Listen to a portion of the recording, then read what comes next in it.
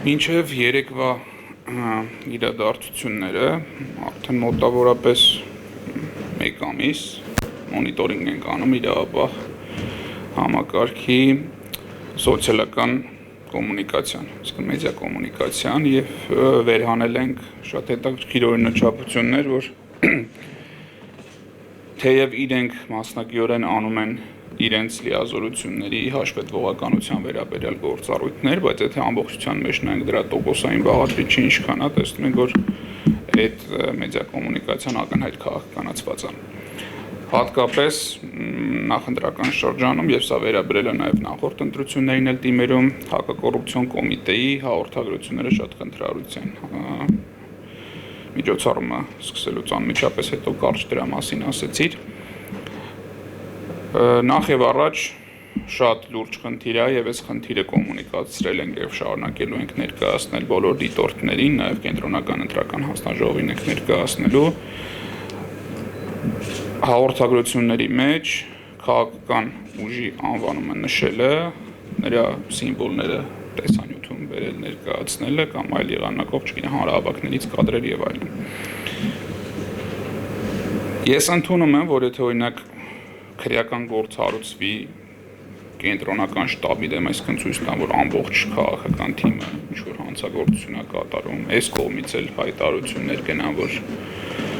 սա ակնհայտ ապօրինություն է, այսինքն նախաձեռնող կողմը սպանավեճի լինի ընտրություններին մասնակցող ուժը, նորմալ է, որ իրավապահ մարմինը արդարանալու կամ իր արածը ճիշտ ներկայացնելու տեսանկյունից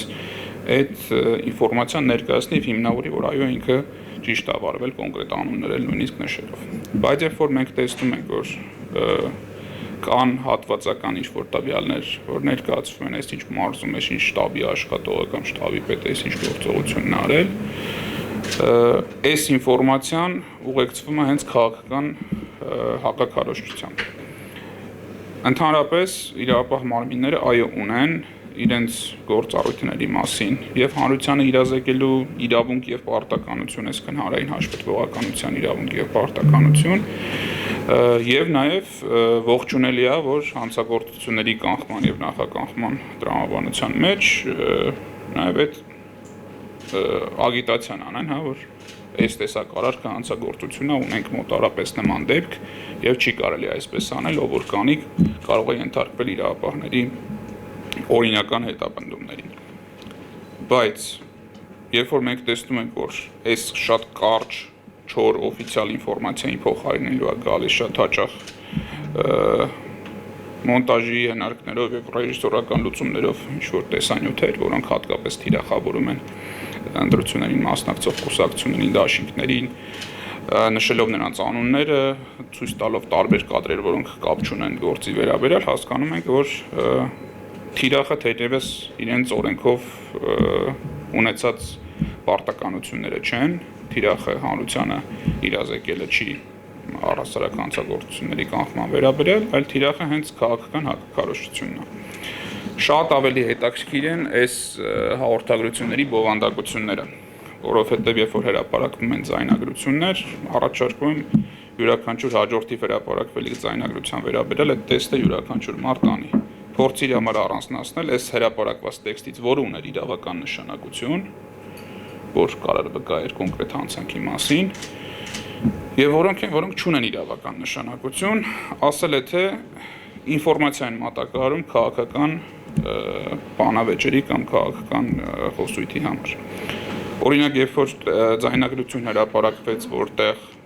ենթադրաբար շտաբի ինչ-որ աշխատող կամ վստահված անձ կամ ինչ-որ այլ կարգավիճակով անձ խոսելով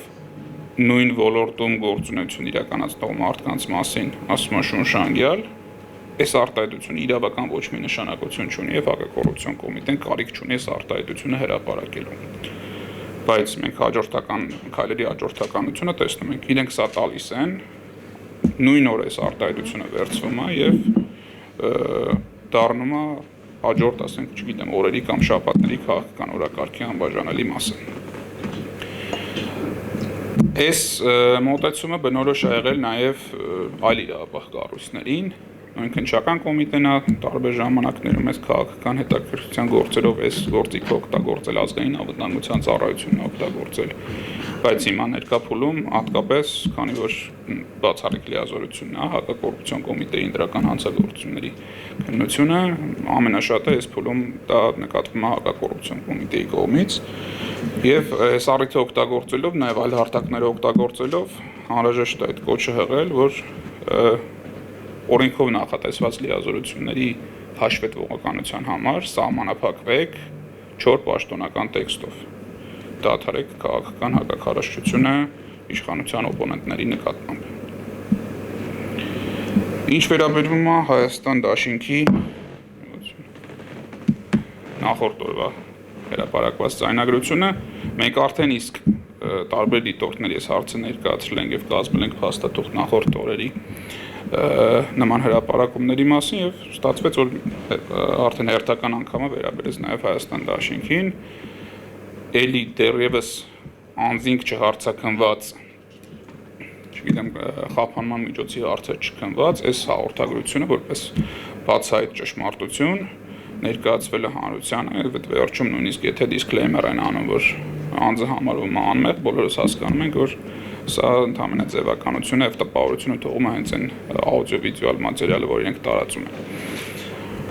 Հայտարարվեց, որ տեղի ունեցել անձի վրա ազդեցություն, որ իր կամքը ճնշելու համար, որ քվեարկի նաեւ բարեգործության արգելք կան։ Իրականության մեջ շատ հանգամանքների մեջ եմ ներկայացնի, որ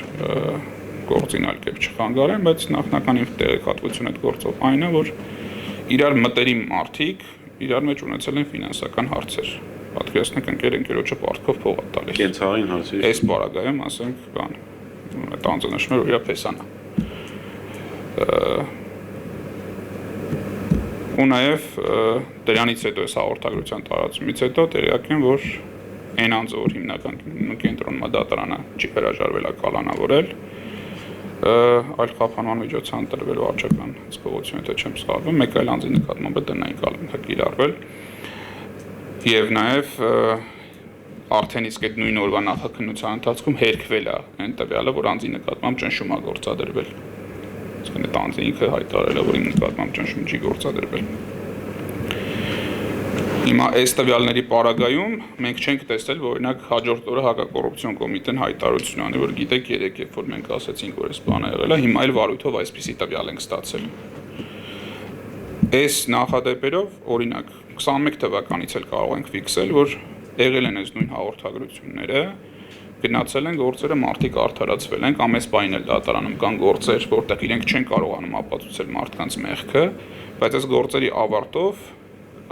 այդ իրազեկումը հարությանը չի լինում այն ինտենսիվությամբ, ինչպիսին եղել է գործը հարուցելուց։ Գլխավոր դատախազությանը օրինակ անդրադառնանք, որովհետև օրենքով գլխավոր դատախազությունը օրինակ պարտականություն ունի արդարացված անձի գրավոր պահանջով ներողություն խնդրել։ Այն գործերով, որտեղ իրենց պաշտոնական կայքում հրապարակում են նույնիսկ դատավորի վերաբերյալ վարույթով, որ անձը մեղավոր է կատարել է այսինչ հանցանքները, անձի արդարանալու պարագայում, երբ որ անձը գրավոր դիմում է ներողություն խնդրելու համար, ոչ միայն իրենց կայքով չեն հրապարակում դա, այլև գտնում են մի հատ ինչ-որ դեղին մամուլի Չ-կլասի կայք, որտեղ տոնական օրերին կարող է գիշերվա ժամին հայտարարությունը տան, ու ասեն, հեսա տեսեք, մենք իրանց բան ենք արել, բայց թե ինչ կապ ունի այդ դեղին մամուլը դատախազության հետ, դա էլ մնում է հարցական։ Խիստ տրամաբանական է, որ եթե դու այս հարթակով օրինակ քաղաքացիական գործերը ոնց են, երբ որ դու ինչ-որ եղանակով անձին զրպարտում ես, դատանը պարտավորեցնում է նույն եղանակով էլ իրազեկումը տաս, որ զրպարտել ես անձին կամ ներողություն խնդրես վիրավորանքի համար։ Իրապահ մարմինները այս կանոնին չեն հետևում եւ իրականում խնդրեմ էլ չի, որ հետևեն իրենց օրենքի տեսանկյունից, որտեղ եթե դու աշխատում ես օրենքով, ենթադրում է դու այդ բանին ունեցել ես տվյալ, վերջում գնացել անձը արդարացվել է։ Հենց օրենքի մեջ էլ պատական չի, որ գրած է, որ այո, երբ որ անձը արդարացվում է, կարա պահանջի, որ դու իրենից ներողություն խնդրես։ Հիմա այս ներողությունն էլ տանել, ճխտել ինչ-որ տենց խորը տեղերում, որ չերևա, որ դու ի սկզբանե քո տված հայտարարությունը խնդրահարույց է, ընդ որում կարող է նույնիսկ ապօրինի էլ չլինի այդ առաջի պահի, կարող է բավարար տվյալներ ունենան գործ հարուցելու եւ մեղադրանք առաջադրելու համար, հետո պարզվի, որ անձը մեղավոր չի։ նորմալ ընթացակարգ է։ Բայց այս հետևողական վերաբերմունքը, որ ամեն ձև մենք չընդունենք մեր սխալները կամ չընդունենք, որ անձը մեղավոր չէր, հատկապես քաղաքական նշանակության գործերով, ցույց է տալիս, որ իրապահ մարմինները ինձ հատկապես շահագրգռվածություն եւ դիտավորություն են քաղաքական հակակարողությանը մասնակցելու։